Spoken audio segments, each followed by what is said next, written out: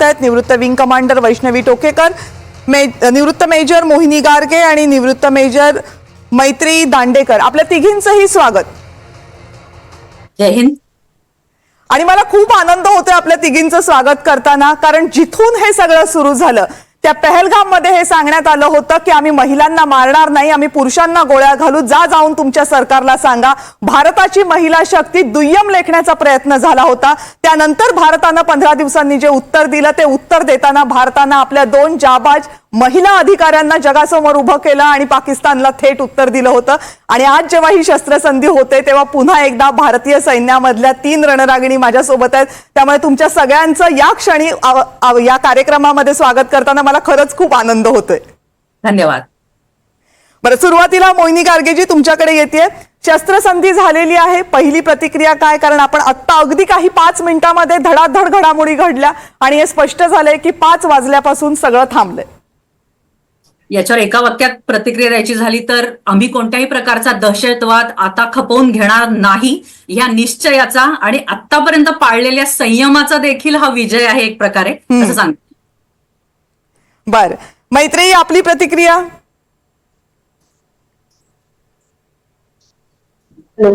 हा, माझा आवाज येतोय? ब्रेक होतोय आवाज थोडासा. बर, मी पुन्हा एकदा विचारते, या सगळ्या शस्त्रसंधी संदर्भातली आपली प्रतिक्रिया. शस्त्रसंधी बद्दलची माझी प्रतिक्रिया अशी आहे की पाकिस्तानचं मुळातच धोरण असं होतं की ब्लीड इंडिया बाय 1000 कट्स, म्हणजे लो इंटेन्सिटी वॉरफेअर करून भारताचं खच्चीकरण करायचं. तर 1947 पासून जे अनेक वेळा पाकिस्तानचा हा प्रयत्न आपण हाणून काढलेला आहे आणि यावेळी सुद्धा आपण तेच केले. त्यामुळे त्यांची जी ही पॉलिसी आहे ब्लीड इंडिया बाय 1000 कट्स, ती आपण कुठल्याही प्रकारे सफल होऊ दिलेली नाही.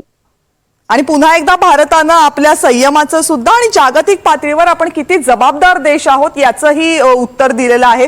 कुठल्याही प्रकारे आपण एस्केलेशन करणार नाहीत या आपल्या वक्तव्यांशी भारत सातत्यानं ठाम राहिलाय, अगदी ज्या दिवशी पहिला हल्ला झाला तेव्हापासून ते आतापर्यंत. वैष्णवीजी, प्रश्न तुम्हाला विचारणारच आहे, पण त्या अगोदर शस्त्रसंधी बद्दलची तुमची एक क्विक रिॲक्शन. शस्त्रसंधी ही होणारच होती, पण पाकिस्ताननी ती आपल्याला पाकिस्तानकडून ते प्रपोजल आलं आहे आपल्यासाठी.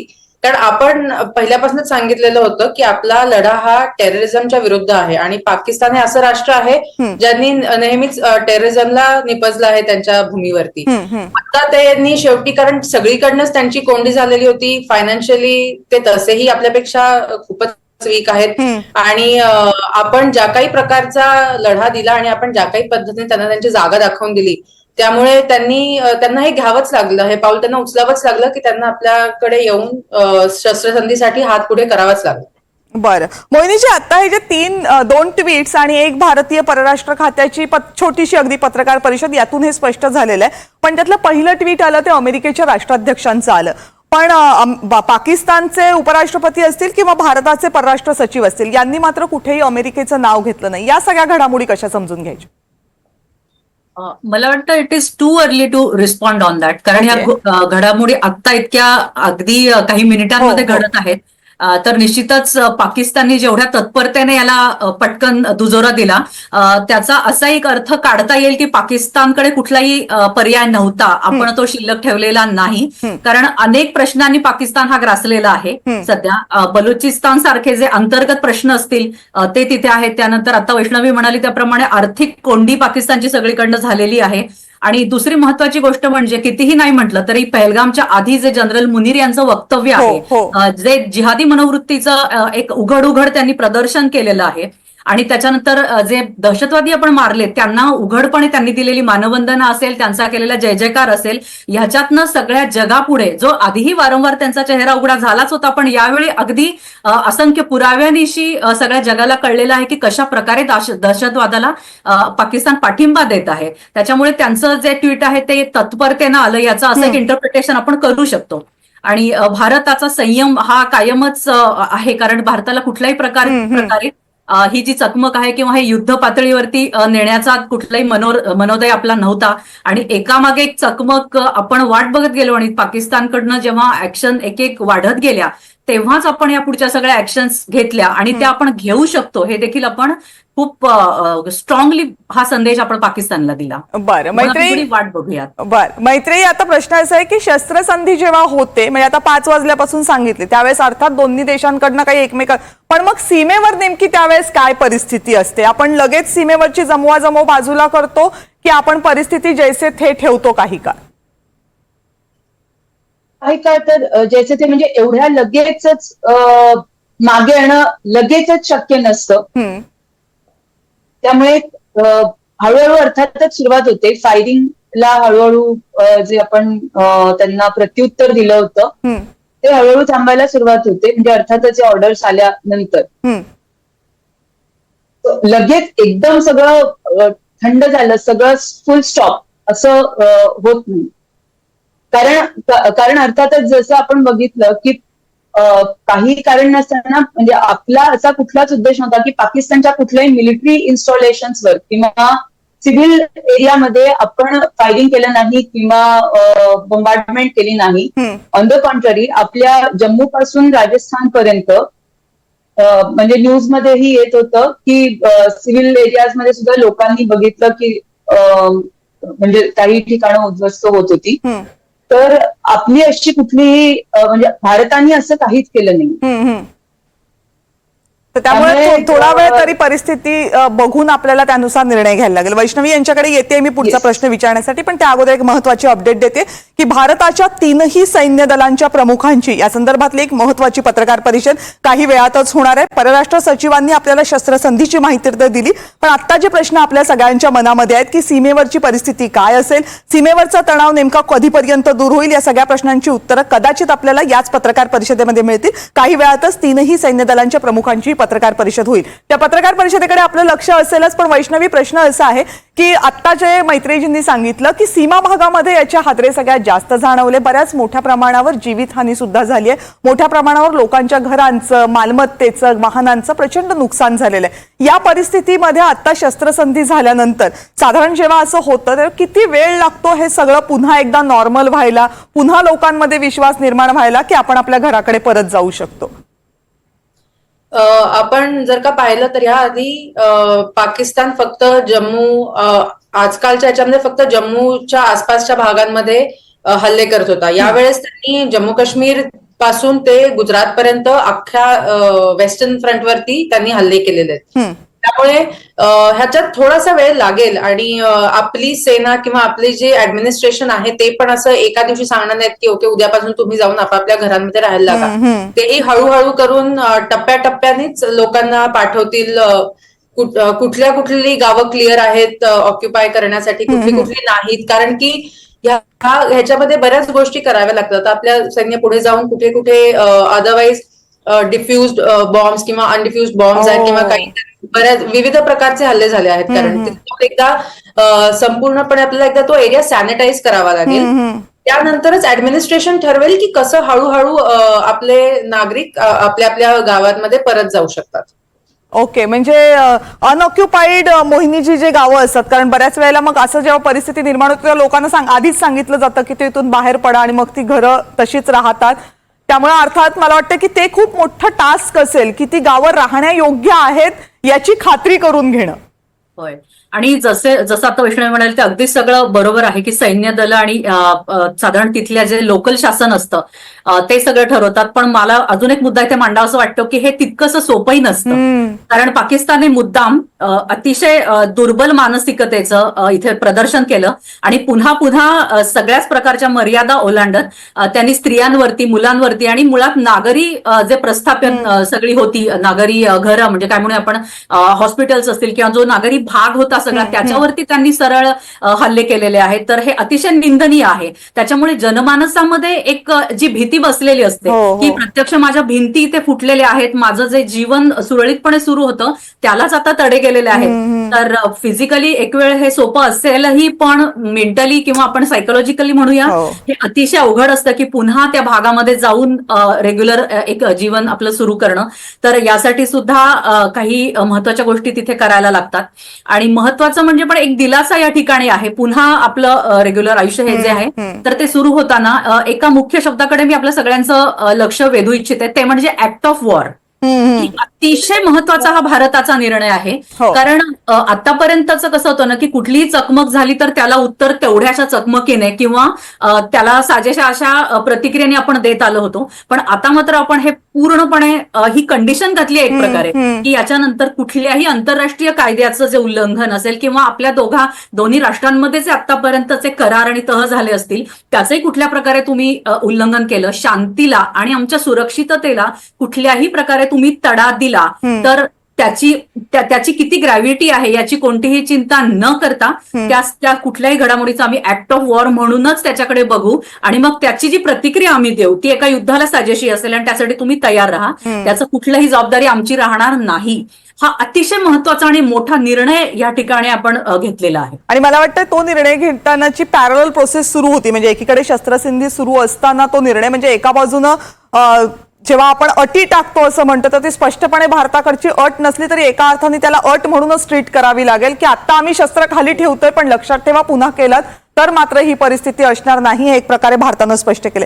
या मुद्द्यावर मला आणखीन काही प्रश्न विचारायचे आहेत पण त्याच्या अगोदरचा जो मुद्दा तुम्ही मांडलात तो मला वाटतं आपण चौघीही महिला असल्यामुळे जास्त आपल्या जवळच आहेत. जी काही दृश्य गेल्या 3-4 दिवसांमध्ये येत होती त्या दृश्यांमध्ये जेव्हा लहान मुलांचे चेहरे दिसत होते जे आई वडिलांबरोबर सामानासकट बाहेर पडत होते ती मुलं भेदरलेली दिसत होती.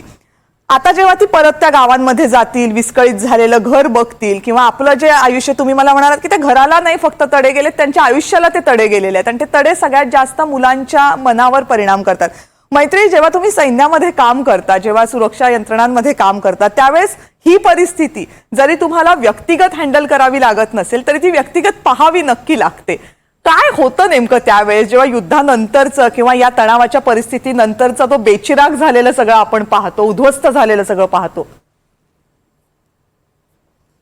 सगळ्यात आधी जसं तुम्ही म्हणलात की नुसत्या घराच्या भिंतींना तडे जात नाही तर मनालाही तडे जातात. कारण घर म्हणजे नुसतं घर नसतं तर आपल्याला तिथे एक सेन्स ऑफ सिक्युरिटी असते. म्हणजे कुठेही बाहेर गेलं तरी एकदा घरी आल्यावर आपल्याला बरं वाटतं. पण जर अशाच ठिकाणाला धक्का लागला तर आता पुढे काय किंवा म्हणजे इथपर्यंत शत्रू येऊन ठेपला तर आता काय, ही सामान्य माणसाची एक भूमिका असू शकते. पण मला असं वाटतं की आजचा सामान्य नागरिक हा डिफेन्स फोर्सेसवर पूर्णपणे विश्वास ठेवून आहे आणि अर्थातच डिफेन्स फोर्सेस ही तसंच काम करत आहेत. त्यामुळे मला असं वाटतं की हे घाव लवकरच भरून येतील आणि आपण सगळ्यांनी ती अपेक्षा करायला हवी. कारण शेवटी जे आहे आपल्याला आयुष्य ते आणि सगळ्यात महत्वाचं म्हणजे जेव्हा हा हल्ला झाला होता 22 एप्रिलला त्याच्या दुसऱ्याच दिवशी आम्ही म्हटलं होतं की जर आपण थांबलो तर तो त्यांचा विजय असेल. जर आपल्याला त्यांना उत्तर द्यायचं असेल तर आपल्याला आपलं जीवन आहे तसे आपली कामं आहे तशी सुरू ठेवावी लागतील. कारण आपण थांबलो तर तो दहशतवादाचा विजय असेल आणि तो आपल्याला होऊ द्यायचा नाहीये. त्यामुळे ऍक्ट ऑफ वॉर या मुद्द्याकडे आपण येऊया. पण त्या अगोदर एक महत्वाची अपडेट मी आपल्या सगळ्यांना देऊ इच्छिते. NSA आपले परराष्ट्र अजित डोवाल हे सध्या पंतप्रधानांच्या भेटीला पोहोचलेले आहेत. अजित डोवाल आणि पंतप्रधानांमध्ये गेल्या काही तासांमध्ये अनेक बैठका झालेल्या आहेत. मात्र अजित डोवाल हे या सगळ्या घडामोडींच्या पार्श्वभूमीवर पुन्हा एकदा पंतप्रधान नरेंद्र मोदी यांची भेट घेत आहेत. दिल्लीमध्ये गेल्या काही तासांपासून घडामोडींना प्रचंड वेग आलेला आहे आणि आता पुन्हा एकदा ही महत्वाची भेट होते. या भेटीसंदर्भातली आणखी अपडेट आपण तुमच्यापर्यंत पोहोचवू. आता जाऊयात वैष्णवी टोकेकर यांच्याकडे. वैष्णवीजी, जो ऍक्ट ऑफ वॉरचा मुद्दा उपस्थित झाला मला त्याचं टायमिंग खूप महत्वाचं वाटलं. कारण ऍक्ट ऑफ वॉरचा मुद्दा समोर आला, आपल्यासमोर ती बातमी आली की भारत सरकारनं हा निर्णय घेतलाय आणि त्याच्यानंतरच्या 1-1.5 तासामध्ये शस्त्रसंधीचं ट्विट डोनाल्ड ट्रम्प यांचं आलं. याचा अर्थ जेव्हा शस्त्रसंधीची बातचीत सुरू होती किंवा होत होती त्याच वेळेस भारतानं हा इशारा दिला असणार. हो, म्हणजे जर का तुम्ही फक्त आजची नाही तर यापूर्वीची ही डिप्लोमसी पाहिली, ज्या पद्धतीने आपले पंतप्रधान किंवा एक्सटर्नल अफेअर्स मिनिस्टर सुद्धा ज्या पद्धतीने त्यांनी बाकी राष्ट्रांशी संधी साधलेली होती, आपले ज्या काही पद्धतीचे त्या बाकी राष्ट्रांशी नाती आहेत, आपल्याला कधीच कुणाच्या कुबड्यांची गरज नव्हती. आपण नेहमीच आपलं काय हा माझा देश आहे आणि आता झालेलं हा कॉन्फ्लिक्ट सुद्धा हा माझ्या देशाशी रिलेटेड आहे असं आपलं नेहमीच मत होतं. पण हे म्हणताना जर आपण पाकिस्तानकडे पाहिलं तर पाकिस्तानवरती इतकी लोन आहे, त्यांना कायमच कुणाचा तरी हात धरावा लागतो उभं राहण्यासाठी. त्यामुळे आपल्याला हे अगदी नक्की माहीत असताना की त्याच्या, आणि हे जे तुम्ही जसं म्हणालात की शस्त्रसंधीच्या 1-1.5 तास आधी पंतप्रधानांनी हे ट्विट केलं की ऍक्ट ऑफ टेररच्या बद्दलचं, ते मला वाटतं एक अजिबात म्हणजे सिम्बॉलिकच आहे ते. आणि त्याच्यानी कदाचित हे आपले टर्म्स ऑफ कंडिशन्स असू शकतात, जी मंडेला पुढची मीटिंग होणार आहे त्याच्याबद्दल. त्याच्यामध्ये आपल्याकडून जे टर्म्स ऑफ कंडिशन असतील ह्या सीज फायरच्या साठी असो, किंवा फ्युचरमध्ये सुद्धा भविष्यात जे काही परिस्थिती निर्माण होईल त्यासाठी आपण नक्कीच ही एक अट म्हणून त्याच्यामध्ये टाकू. बर, आता एक आणखीन महत्वाचा मुद्दा आहे गार्गीजी, तो म्हणजे गेल्या काही वर्षांमध्ये साधारण कारगिल वॉर झाल्यानंतर इतकी तणावाची टोकाची झालेली परिस्थिती कदाचित आपण पहिल्यांदाच सीमा भागामध्ये बघितली असेल. आणि त्यातलं सगळ्यात जीवाला लागणारी गोष्ट आहे की आपण लाख मोलाचे अनेक जीव याच्यामध्ये गमावलेले आहेत, ज्यात सर्वसामान्य नागरिक आहेत, आपले सुरक्षा दलांचे जवान आहेत. हे नुकसान कधीही न भरून येणारं असतं आणि ते नुकसान कधी व्हावं असं आपल्याला वाटतही नसतं. पण आता एवढं कारगिल नंतरची ही जी परिस्थिती आपण बघितली तर बदललेलं काय दिसलं सीमा भागांसाठी, आपल्याला काय नेमकं दिसलं या 3 दिवसांमध्ये जे तुम्हाला स्ट्रायकिंग डिफरन्स वाटला? खूप खूप बदल आपल्याला साधारण तेव्हापासून आतापर्यंत झालेले आहेत. सगळ्यात महत्वाचं म्हणजे आपली जी इंटेलिजन्स सिस्टीम आहे, कारण कारगिल युद्धाच्या आपल्याला माहिती असेल हा इतिहास की काही महिने येऊन तिथे प्रस्थापित झाले होते सगळे, म्हणजे जे पाकिस्तानचं सैन्य होतं. आणि नंतर आपल्याला हळूहळू कळत गेलं की अशा प्रकारे ते खूप पुढे आलेले आहेत भारताच्या भागामध्ये, आणि मग अचानक युद्धाची सुरुवात झाली. पण आता मात्र आपली जी इंटेलिजन्स सिस्टीम होती ती अतिशय शार्प होती, आणि सगळीच एकूण जी आपण वापरत असलेली उपकरणं असतील, शस्त्रास्त्र असतील, अगदी सैनिकांच्या कपड्यांपासून ते त्यांच्या एकूण सगळ्या व्यवस्थेपर्यंत, या सगळ्या व्यवस्थेमध्ये आलेलं जे आधुनिकीकरण आहे तर ते अद्ययावत आहे. आणि ह्याच्यामध्ये आपल्याला माहिती असेल की प्रत्येक युद्धाचं एक वैशिष्ट्य असतं. म्हणजे आता 65चं युद्ध हे आर्टिलरीचं युद्ध मानलं जातं, तर तशा प्रकारे हे युद्ध आपण सगळ्यांनी अनुभवलंय की हे ड्रोन्स, ज्या प्रकारे ड्रोन्समधनं आक्रमण झालं तर त्यातनं जे बॉम्ब सोडले गेले आणि मिसाईल्स ज्या प्रकारे सगळे इकडून तिकडे डागले गेले, तर ह्याच्यामध्ये भारताची जी एअर डिफेन्स सिस्टीम आहे, मला वाटतं वैष्णवी खूप छान पद्धतीने ते एक्सप्लेन करू शकेल. तर ही अतिशय चांगल्या प्रकारे ह्याचं आपण एक प्रदर्शन पाहिलं, आणि प्रत्येक नागरिकाने खरं तर खूप स्वस्थ असा एक श्वास सोडावा की अशा प्रकारचे जर आपली संरक्षण व्यवस्था असेल तर कदाचित त्याला, म्हणजे आपल्या कुणालाही काहीही भीती नाही. अशा प्रकारे मोठा विश्वास या तिन्ही संरक्षण दलांनी प्रत्येक नागरिकाच्या मनामध्ये निर्माण केलेला आहे. एवढं आधुनिकीकरण आणि एवढी जय्यत अशी आपली युद्धाची तयारी आहे.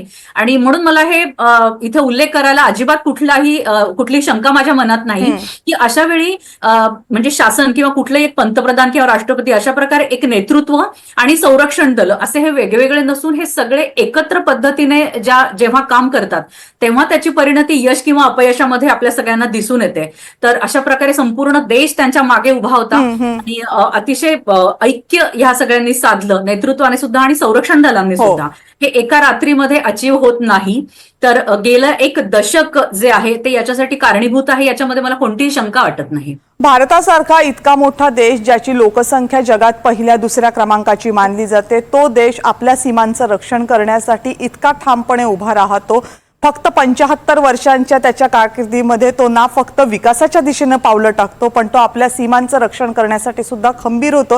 ही निश्चित कौतुकास्पद बाब आहे आणि ती आता या 3 दिवसांच्या निमित्तानं पुन्हा एकदा आपल्यासमोर ठसठशीतपणे आली आहे. पण या सगळ्याबद्दल बोलताना, हा सगळा अभिमान बाळगताना एक गोष्ट मात्र वारंवार दिसते की जे लाख मोलाचे जीव आपण गमावलेत यामध्ये ते वारंवार होता कामा नये. कारण भारतानं सीमेवर सक्षम असायलाच हवं, नो डाऊट, पण ते करत असताना आपला प्रत्येक जीव आपल्यासाठी मोलाचा आहे. पहलगाम हल्ला असो किंवा भारत सीमेवरचा तणाव असो, ही कारणं असू शकत नाहीत भारताच्या नागरिकांचे जीव जाण्यासाठी. त्यामुळे या गोष्टी पुन्हा पुन्हा घडू नयेत यासाठी भारताला कडक पावलं उचलावीच लागतील. आणि आता ऍक्ट ऑफ वॉरचा जो भारत सरकारनं घेतलेला निर्णय आहे तो त्या दिशेने एक महत्वाचं पाऊल म्हणावं लागेल. आपण सगळ्याजणी या चर्चेमध्ये सहभागी झालात आणि सगळी महत्वाची माहिती दिलीत आणि आपापली मतं व्यक्त केलीत, त्याबद्दल आपल्या सगळ्यांचे मनपूर्वक आभार. धन्यवाद. धन्यवाद.